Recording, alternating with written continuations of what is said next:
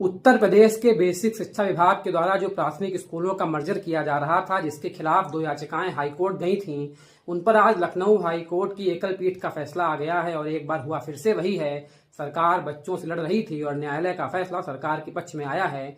यानी कि दोनों याचिकाएं खारिज हो गई हैं और हाईकोर्ट ने कहा है कि मर्जर का फैसला बिल्कुल सही है।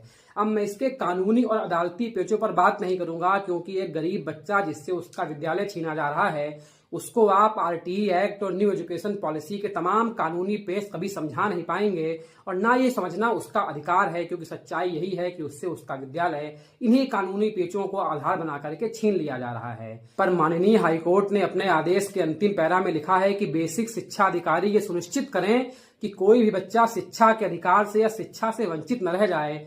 पर न्यायालय से ये प्रश्न पूछना बनता है कि ये कौन सुनिश्चित करेगा कि जो आपने कहा है वो बेसिक शिक्षा अधिकारी महोदय सही तरीके से सुनिश्चित कर भी पा रहे हैं कि नहीं कर पा रहे हैं।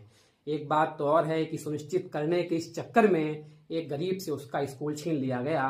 हम जापान की कहावतें सुनते हैं कि जहां पर एक बच्ची अपने ग्रेजुएशन को पूरा करने के लिए जाती थी और उस रेलवे स्टेशन पर केवल एकमात्र ट्रेन उसी बच्ची को लेने के लिए आती थी, तो हम तो 3 से लेकर 5 ट्रिलियन इकोनॉमी वाले प्रदेश में रहते हैं। हमारे यहाँ अगर किसी स्कूल में 5 बच्चे हैं, उनके ऊपर एक अध्यापक है, मैं मानता हूं कि अगर संख्या शून्य है तो उसका मर्जर किया जाना चाहिए, पर अगर संख्या उससे अधिक है तो उस विद्यालय को बंद कर देना कहीं की व्यवहारिकता नहीं है।